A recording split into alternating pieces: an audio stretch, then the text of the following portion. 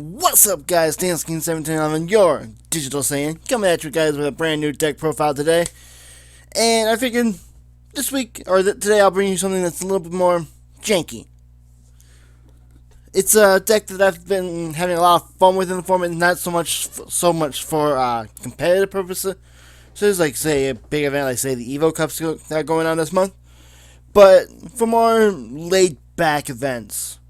Events that aren't supposed to be, like, as competitive. And it's a very fun deck. I'm enjoying it very much. Something you would not really expect to see. We'll say that much.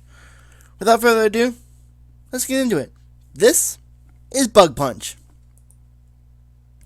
Alright, so like I said, this is a Bug Punch deck profile. So, starting off, so obviously our main thing is going to be green. That being said, going first up, we have of course, our Digi Eggs. Being 4 copies of Agumon. Such an underrated egg in green right now. During your unsuspend phase, if you untap this card, you gain extra memory, and the extra memory can go so far in right now in the game, it's not even funny. So 4 of those, just having extra memory, really good. Love it.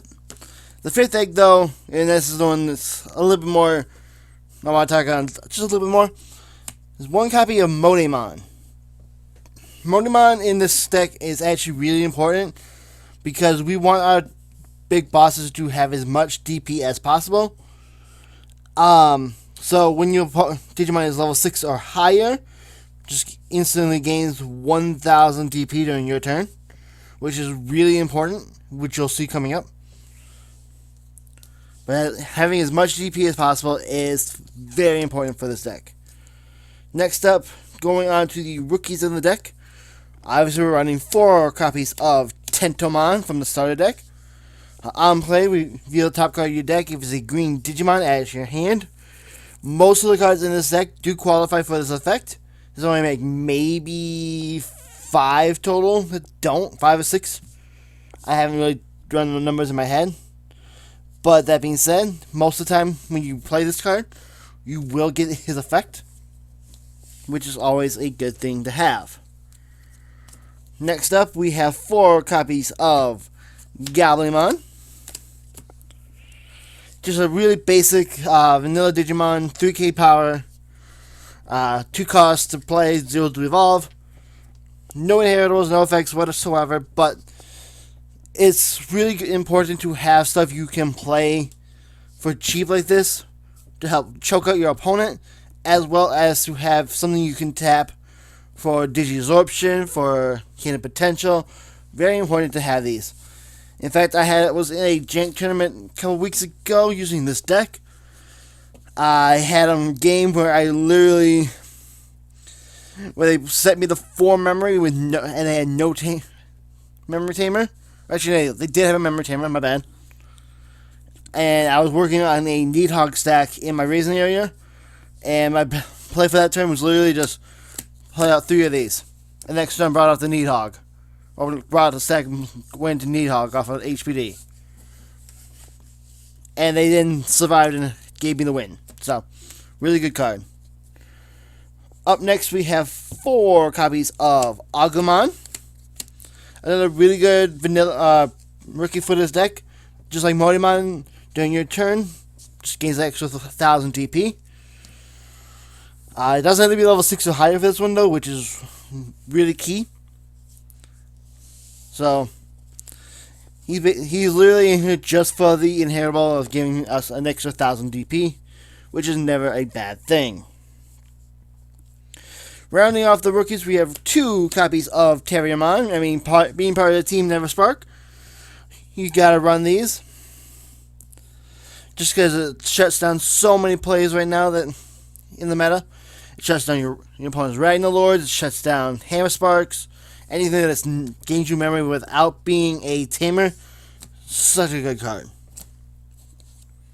Moving on to the champions, we are running 3 copies of Gargomon. Similar to Agumon, he gains you more DP if your opponent has things suspended, which this deck can definitely help do. and being a 1-cost Evo is never a bad thing. Also has 5 cost of hardcast, which does come up every once in a while. Now this would not be. Now that we do run a total of 12 blockers in this deck, starting off with the 4 copies of Woodmon. And having a lot of blockers is actually very important for this deck, because we do run a specific tamer that cares about blockers. So, obviously we're going to need as many blockers in as we can, and green has the second highest number of blockers, next to black. Speaking of more blockers, we're also running 4 copies of Kabuterimon. The reason why we need so many blockers will be explained a little bit later on, but for now, just keep in mind that we want to have as many blockers as we can get. And Kabuterimon being a 1-cost Evo for blocker is also really good, because it helps you go up your chains that much faster. Moving on to the ultimates and the final playset of blockers that we run. 4 copies of Cherrymon. 2 costs to evolve, 5k, 7k blocker, level 5. I got a little gunk on some of these sleeves, but and unlike the level 4 blockers, he can actually attack without having to lose memory. So that's always a good thing to have. And it stops so much more aggro than just having the level 4s. The only other level 5 that we do run is 4 copies of Lilamon. And like I said, this plays into the Gargomon, where having things suspended on your opponent's board definitely helps. 3 costs to evolve, 7k. Digiburst 2, suspend one of your opponent's Digimon, which that part does come up every once in a while. But we mainly run it more so for the inheritable, being that when attacking, and this is not limited to once per turn, if you have a tamer, just any tamer, you can suspend something on your opponent's board. Very good card, very important card to have in the deck. Now, I mentioned this was Bug Punch. And the best bug you can run for Bug Punch just happens to be Bt4 Grand Kawagamon. Yes. And the reason why is because on your turn, he gains 4,000 DP, making him 15 on his own, not counting any inheritable such as Modimon, such as Agumon, such as Gargo. And he has piercing. So, and you'll see why this is very important here in just a minute. But just keep in mind that on his own, he's 15k base and piercing. Now, obviously, we do want to have some sort of board control and ways to knock out Rookie Rush. So we also are running 3 copies of Nidhoggmon. 13k base, which again, being able to have at least base 13 is very important in this deck, and you'll see why here in a minute. But on top of that, Digiverse 4, suspend everything on your opponent's side of the board with 5,000 DP or less, and then anything that is suspended, whether it's 5k or less or not, gets sent to the bottom of your opponent's deck. So it literally can board wipe your opponent. It is a 5 cost to evolve, so that is a little bit of hindrance, but we have ways around it.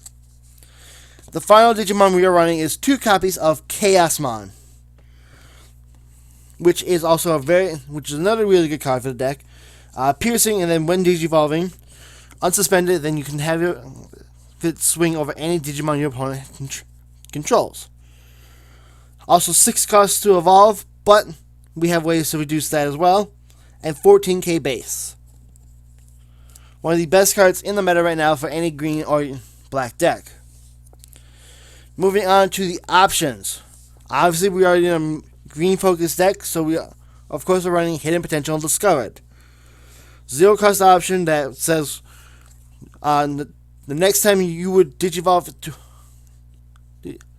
off of a green Digimon, so say a level 6 into Chaosmon, or a level 5 into a level 6, you can suspend one of your Digimon to make that Digivolution cost 5 less.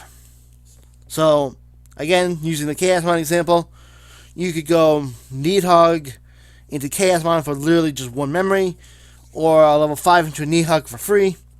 Really good card. Now, it would not be Bug Punch if we weren't running some sort of punch card, right? The other option card we run is 3 copies of Final Zubagon Punch. And you might be thinking, you have no black in the deck yet, how are you running the black option? You'll see here in a minute.